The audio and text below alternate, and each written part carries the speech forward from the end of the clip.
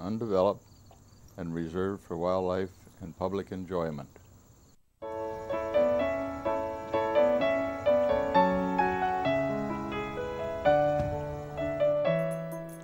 My great-granddad, Joe Steinen, came over from Germany in the 1860s, and he settled in this area of Erie County. He bought his first farm in 1870.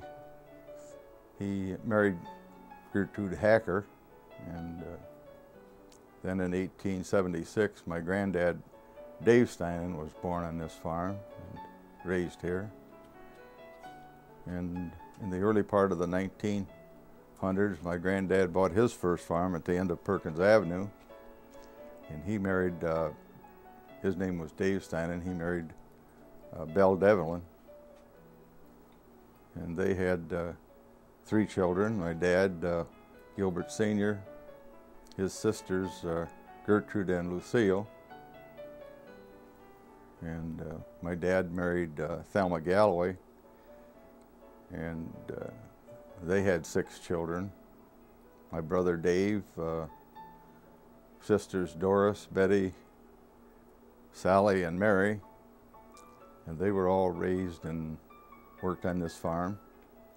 My favorite memories are the times that I have spent with my dad and granddad, just the 3 of us, and Duke, our Irish water spaniel, when we were hunting, fishing, trapping, working in the fields or in the barns.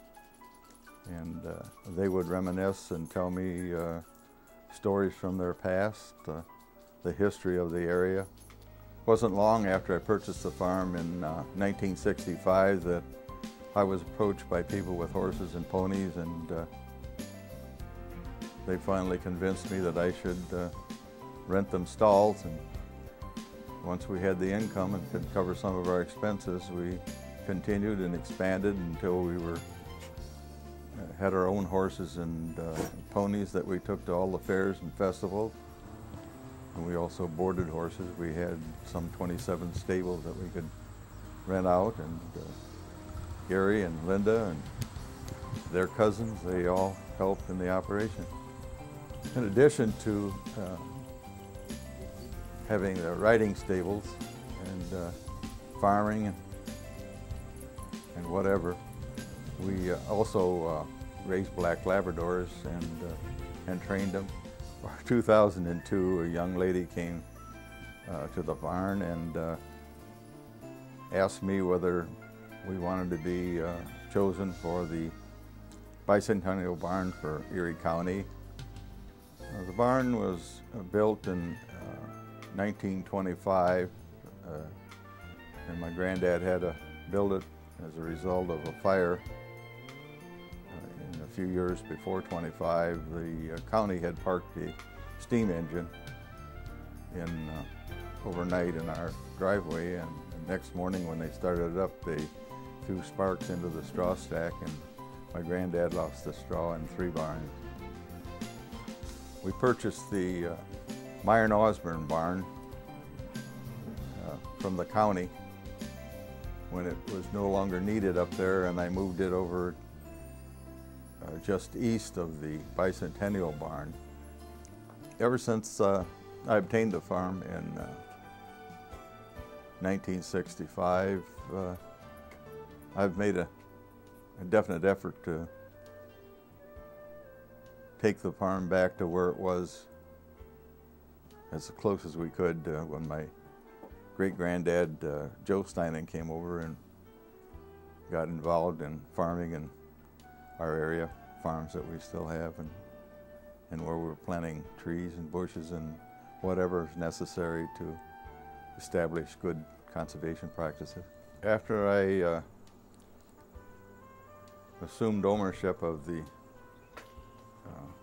Dave Steinen farm in 1965, I kept notes on ideas and thoughts on how we were going to keep it green and keep it in the Steinen name, and my big desire was to have it open for a place for youth to camp out, hunt, fish, trap, whatever they wanted to, and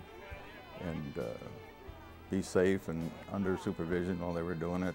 We came up with a set of bylaws for a youth club and came up with the name West Huron Youth.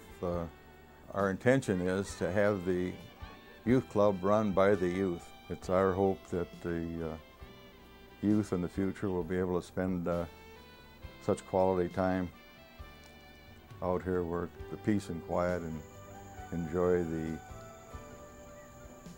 company of their parents and enjoy the nature and the wildlife and conditions that exist on this property. We had looked at all our options as to how we were going to meet our challenge of keeping the area green,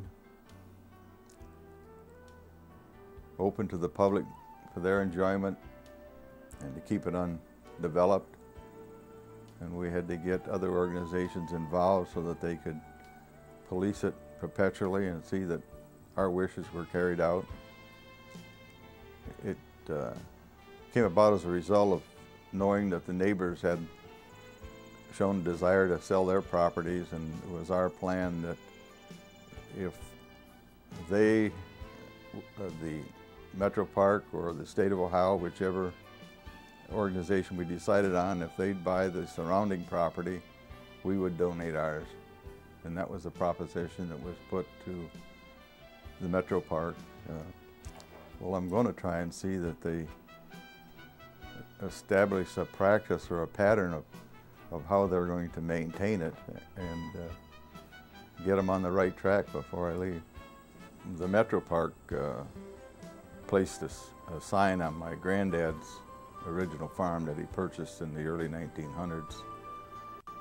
And it was 107 plus acres, and it's been farmed ever since then, up until the year before last. We transferred it to Metro Park. In our final agreement, Metro Park conceded that I could name the locations on the property that we were donating. And it starts on the west side with Steinen Point, and then to the east we've got Galloway Pond in recognition of my mother, who was a Galloway. Then we moved to Devlin Pond in recognition of my grandmother, Belle Devlin. And then we go to Galloway Woods, which again is in recognition of the Galloway family. When I got down to the final decisions, which was in the late 1990s, I approached my daughter, my son, my granddaughter, and told them what I had in mind, and this was going to cost them a lot of money if I went that route. And they said, "It's yours, you do what you want, and we'll support you." And they have. My children, Gary and Linda, were born and raised in the Joe Steinen family home. There have been 6 generations of Steinens that have lived in that home and spent their times in the field. My great-grandparents, my grandparents, and my parents have spent their entire lives on this farm. They worked, as a result of having livestock on the farm, they had to work 7 days a week and from daylight till dark their whole lives. So they spent their total lives from beginning to end working the land, on the land. They knew every inch of the land, they appreciated it, and that's why they wanted to see it saved. And we just hope that we're talking about Gary, Linda, Megan, and I, that the wishes of our forefathers will be carried out, and that's our wish.